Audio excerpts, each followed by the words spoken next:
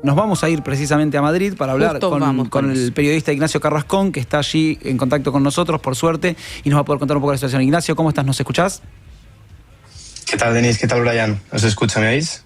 Sí, te escuchamos muy bien, Ignacio. Muchísimas gracias por hacer esa participación y más en estos momentos en donde las noticias se actualizan cada minuto con las personas que están volviendo a sus tierras y también las repercusiones entre países, ¿no? Italia, Finlandia, criticando duramente la política de migración de Pedro Sánchez. Bueno, ante la gravedad de estos hechos de ayer, el presidente justo español y el ministro del Interior, Fernando Grande Marlaska, viajaron a Ceuta. ¿Cómo está la situación ahora, Ignacio?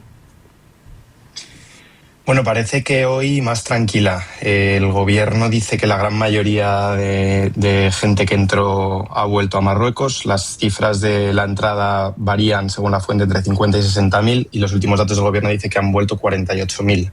Entonces, que den 2.000 o 12.000, dependiendo del extremo de la horquilla, está más tranquilo. Pero es verdad que la situación durante la noche de ayer y el día de ayer fue bastante insostenible, teniendo en cuenta que la ciudad tiene una población de menos de 90.000 habitantes. O sea, la entrada supone más del 50% de la población de la ciudad. ¿Y hay gente que va a quedar en Ceuta o todos van a ser devueltos? ¿Se está hablando de eso? ¿Si algunos accederán a asilo o va a ser devolución masiva y total? Bueno, las declaraciones del gobierno van más en la línea de la devolución masiva y total. Han dicho que van a agilizar los trámites. Parece ser que en el día de hoy Marruecos sí que estaba colaborando más, pero hay un matiz que son los menores de edad. La legislación española obliga a las autoridades a hacerse cargo de los menores que entran. No se sabe cuántos de los que han entrado son menores, pero esos en ningún caso pueden ser repatriados. Cuando vos decís hacerse cargo de los menores, ¿habla de acogida directamente o por lo menos de resolver la situación en conjunto con el país, en este caso del que salen, que es Marruecos? Entran a un sistema, entran a ser tutelados por el sistema de servicios sociales en este caso serían las autonomías, que es bastante precario. De hecho, ya está habiendo voces políticas que hablan de tener que repartirlos a otros lugares de la península porque Ceuta no puede hacerse cargo. Y bueno, es una situación que se da en otras partes del país también. O sea, no es cuando te digo que entran a un sistema, puede sonar a que se ofrecen unas garantías y se activan unos mecanismos, pero no es el caso. O sea, está previsto solamente la parte jurídica, pero nada más.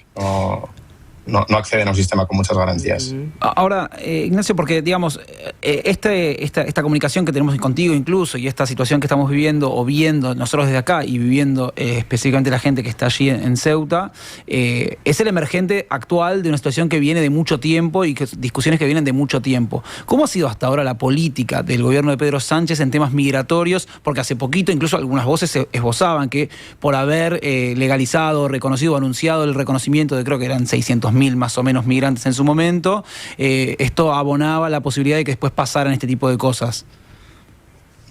Sí, hay varios factores. Más que la decisión de la regularización, que también sin duda tiene algo que ver, hay otra decisión jurídica reciente del Tribunal Supremo que ilegaliza, lo que hace es dictaminaron que no se puede devolver en caliente, que es la figura que, como se llama, la devolución inmediata, a la gente que entra nadando, porque no han saltado ninguna barrera física, como podría ser la valla de la frontera, entonces se imposibilita esa devolución.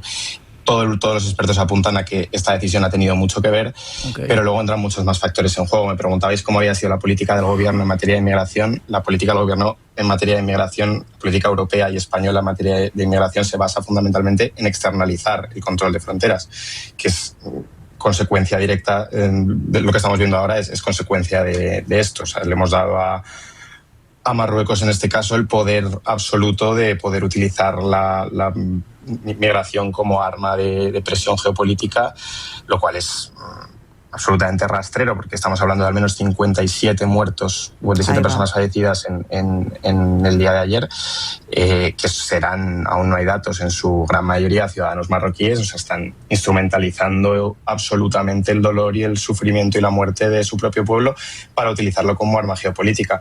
La postura del gobierno está siendo exculpar a Marruecos en todo momento, pero es verdad que esto se entiende en un contexto en el que estamos bastante acostumbrados a que Marruecos haga esto cuando la decisión de España en algún tema no les conviene. Esto además coincide con un viaje muy reciente de Pedro Sánchez a Argelia, un acercamiento de posturas y un conato de firma de acuerdos que obviamente al régimen marroquí no le ha sentado nada bien y pues, la consecuencia la vimos ayer.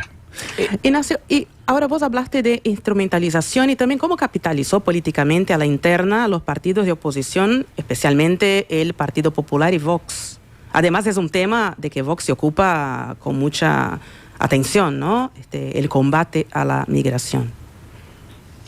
Bueno, Vox ha leído un poco de su guión y ha calificado en todo momento de invasión lo que se vivió ayer. Yo creo que podemos estar todos de acuerdo en que es un episodio muy grave que pone, y eso lo ha dicho hasta el gobierno, que pone muy en riesgo nuestra soberanía. Pero es verdad que, bueno, pues como esperábamos todos, Vox utiliza un lenguaje muy belicista y muy deshumanizante que más que poner el foco donde tiene que ponerlo, que es en las estructuras que hay detrás, lo pone la gente que está entrando, como si se tratara de militares entrando al país, que es verdad que se trata sin duda de una agresión a la soberanía y a la frontera española, pero no es una agresión militar ni debe ponerse el foco en la gente que está entrando ni llamarles invasores. El PP yo diría que ha estado menos callado. Quien más lo está capitalizando te diría que es en el extranjero, empezando por Donald Trump, desde luego, que de repente ha encontrado en esto un filón, y siguiendo por otros gobiernos europeos que están pagando, bueno, están aprovechando para meterse mucho con el gobierno español. De hecho, ha habido países que han decidido cerrar el espacio Schengen con España porque consideran que esto es una brecha de seguridad que ellos no tienen por qué pagar las consecuencias. Vos marcás recién, cuando hablamos de Marruecos, hablás de un interés geopolítico, de un uso geopolítico de la frontera por parte de Marruecos. También mencionás ahora la figura de Trump como saliendo a abonar una... Bueno, o por lo menos a echar tierra al propio gobierno español, concretamente. Entonces, lo que me cabe preguntarte ahí es cómo estás leyendo esto en clave internacional, precisamente porque quizás desde acá nosotros no sabemos bien cómo es el vínculo entre España y Marruecos. Estaría bueno explicar un poco eso, si te parece. Y entender por qué eventualmente Marruecos no es la primera vez que usa esta, no sé, retracción, digamos, de los límites o del control de la frontera para complicar a España. Migratorio, sí, o abrir el grifo. Totalmente. Sí, es muy importante comentar esto. La relación entre España y Marruecos, yo creo que la mejor manera de definirlo es una relación asimétrica, porque lo que hemos visto estos días y lo que hemos visto en otras ocasiones en contextos similares, creo que muy fácilmente se puede calificar de un acto de guerra híbrida. O sea, entra perfectamente dentro de la definición. La última vez que vivimos un episodio similar a este en cuanto a crisis migratoria coincidió con que España le había dado refugio al líder del Frente Polisario, que es la organización que se opone a la ocupación marroquí en el Sáhara. Obviamente al reino marroquí le pareció absolutamente inaceptable y una vez más volvieron a utilizar este arma. Hablo de asimetría porque se está viendo muy bien ahora con el gobierno, que es que hay una situación que es bastante representativa. Ayer cuando pasaba todo esto ha coincidido con la fiesta del cumpleaños del rey de Marruecos, de Mohamed VI. Ayer cuando pasaba todo esto, gran parte de los cargos de gobierno estaban en una fiesta, en una recepción en la embajada marroquí celebrando el cumpleaños del rey Mohamed.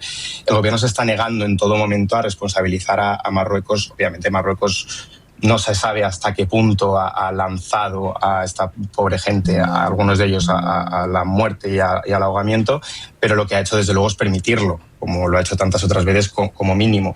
Y cuando hablo de asimetría decía es que en España hay mucha gente que se niega a ver esto y tenemos una relación con Marruecos que desde nuestro lado es mucho más amigable y mucho más basada en la cooperación. Vamos a organizar el Mundial con ellos, financiamos muchos programas de transporte, de energía, les damos créditos a muy buen interés, cuando realmente Marruecos es un régimen que tiene ambiciones expansionistas, que claramente dicen cada vez que tienen ocasión que Ceuta y Melilla son suyas y deben recuperarlas. Y en España hay una corriente que se niega a tratar esto de esta forma. Y yo creo que hasta un punto en pos de la convivencia internacional y de la multipolaridad está muy bien asumir la buena intención de tu vecino y priorizar una buena relación de vecindad, pero llevamos ya unos cuantos años y unos cuantos episodios que prueban que claramente no estamos teniendo la actitud adecuada con el reino marroquí.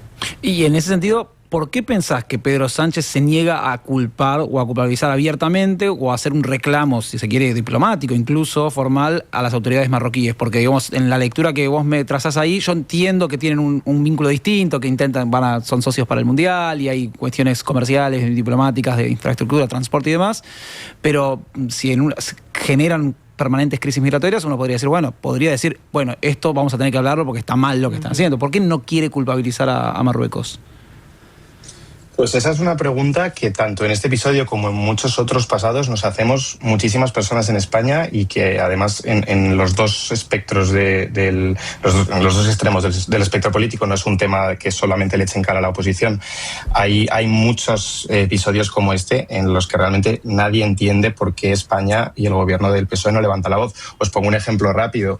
Se publicó una investigación muy recomendable hace un par de semanas en un periódico español que se llama El Confidencial, que va sobre un tema que ya tiene mucho tiempo y del que se había hablado, pero amplía mucho la información, que es un episodio de espionaje que tuvo mediante el programa Pegasus, un programa israelí que tuvo lugar hace, sabría decir, 4 años, al principio del gobierno de Pedro Sánchez, en el que se le extrajo muchísima información del teléfono móvil a Pedro Sánchez y a otros miembros de su gobierno, y esta investigación que os comento del Confidencial viene a demostrar que no fue un punto aislado, que nuestra Guardia Civil, que son como nuestros carabineros, viaja recurrentemente a Marruecos a dar entrenamiento a la gendarmería marroquí, y sistemáticamente se les roba información a todos los mandos de la Guardia Civil del teléfono. O sea, a esa asimetría es a la que me refiero, y la falta de respuesta del gobierno español es que no sé daros una respuesta. Es una pregunta que se hace mucho en las esferas políticas españolas, ya os digo, en ambos lados, pero es un misterio a día de hoy.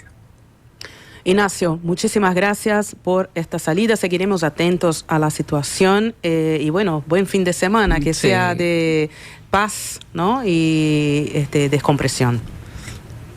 Muchísimas gracias a vosotros, un placer como siempre. Gracias a ti, Ignacio.